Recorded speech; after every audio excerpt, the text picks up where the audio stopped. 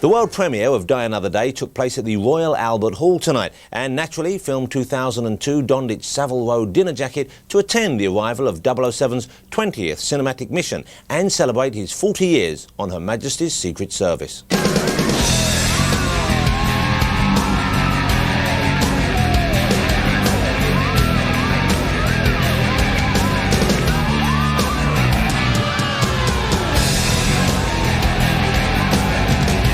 Sean's not here.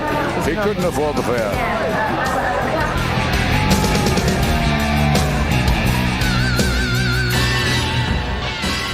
Die Another Day begins with James Bond as you've never seen him in his 19 previous adventures. No, he doesn't eat muesli, drink herbal tea and decide he looks better in dungarees. But he is distinctly shaken by a pre-title sequence that breaks new Bond boundaries.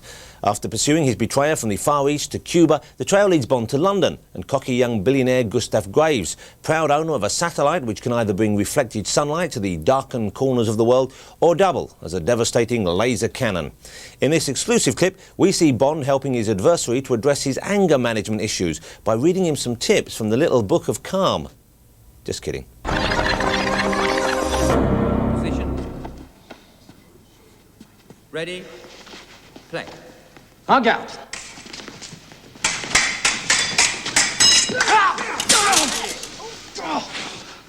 Oh dear. You want to continue? Of course I want to bloody continue! But since we're upping the wager, let's up the weapon, shall we? Where? Let's do this the old-fashioned way. First blood drawn from the torso. Ah, Mr. Bond, we've been expecting you. And we've also been expecting some stylishly choreographed action. I've been rehearsing the sword fight for months, so it's actually quite nice to eventually get rid of it, you know, to actually get it out of my system.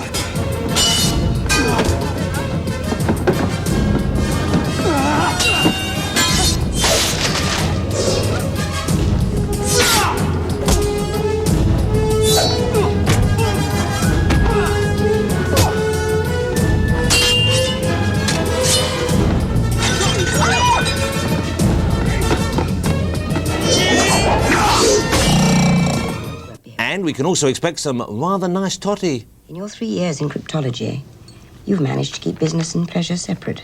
You haven't fraternized with any of your fellow agents, despite several advances. I think it would be foolish to get involved with someone within the community, especially James Bond. You're dealing with fantasy doing a Bond film, and it's really cool. We can obviously expect some sexually charged verbal sparring. So I left you in an explosive situation. You're a big boy. Figured you could handle yourself. No wonder your relationships don't last. I'm a girl that just doesn't like to get tied down. I've grown up watching Bond movies, and I thought, how fun will that be to get to go play in that universe? And after doing a movie like Monsters Ball, which was very serious and emotionally wrought and down and heavy, I thought, how fun will it be, you know, to go be a really cool character like Jinx, who we describe her as the female Bond. How cool will that be?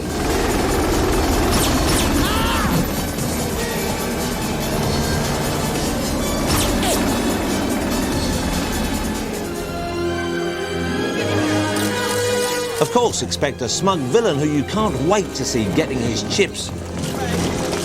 What a wonderful day to become a knight. Will you be using your title, Mr. Graves? You know me. I'm proud of my adopted nation, but I'd never stand on ceremony. After an entrance like that, you can't be surprised you're being called a self-publicizing adrenaline junkie, can you? I prefer the term adventurer. I remember in my screen test I did get to say goodbye, Mr. Bond, but I don't get to say it in the actual film. Even if I hadn't have got the part, it was enough for me to just have said goodbye, Mr. Bond, and that would have been enough for me, but luckily I got the part as well, so. But perhaps you won't be expecting Brosnan's somewhat darker, more intense take on 007. So what have you got on Graves? You burned me.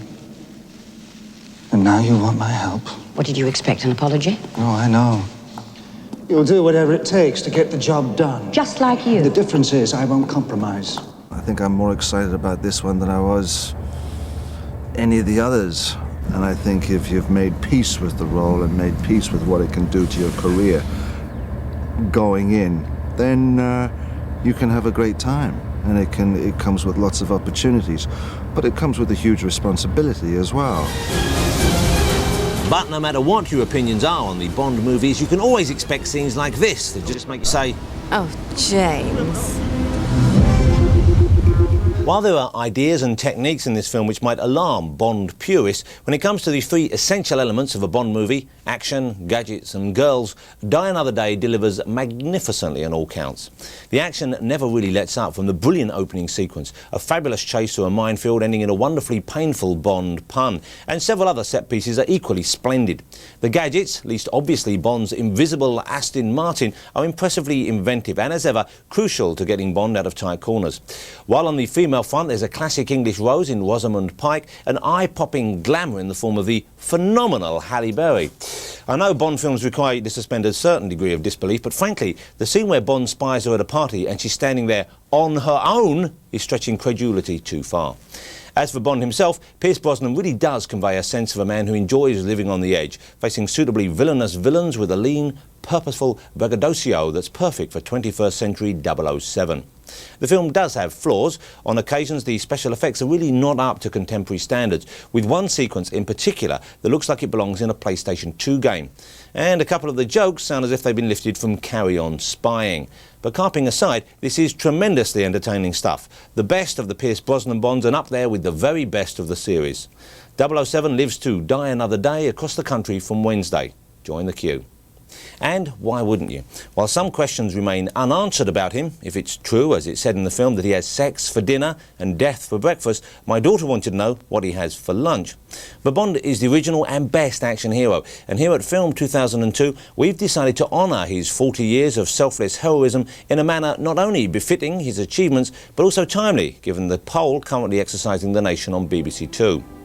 Andrew Marr might make a case for Charles Darwin, well, fair enough, but while he may have conceived the theory of evolution, I don't recall ever seeing Charles Darwin defusing a nuclear bomb inside Fort Knox, do you? Jeremy Clarkson might argue for Isambard Kingdom Brunel, but for all his engineering feats, I'm not aware that Mr. Brunel ever came up with a witty one-liner after bumping off an evil megalomaniac bent on world domination while armed with little more than a digital watch. Ladies and gentlemen, I give you a man who embodies all the finest British characteristics, Commander James Bond, RN, a true Great Britain.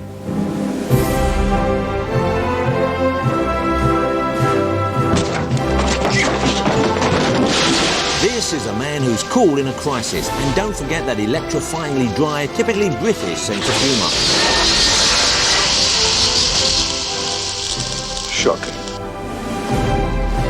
A hero, always one step ahead of his enemies. A true Renaissance man. He not only embraces new cultural experiences... Are you quite sure I can't persuade you to stay the night? When one is in Egypt, one should delve deeply into its treasures. But also supports scientific innovation.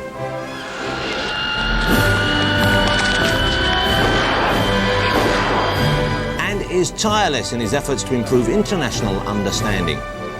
James? Invincible's underway, President. Where are you? Oh, Moneypenny. I'm just up here at Oxford, brushing up on a little Danish. Above all, this is a man who's put his life on the line, time and time. Tracy? And time again.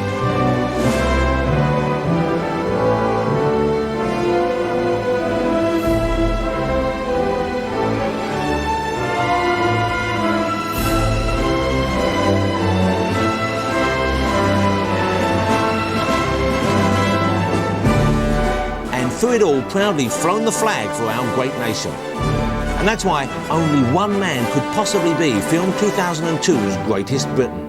Bond. Bond. Bond. James Bond.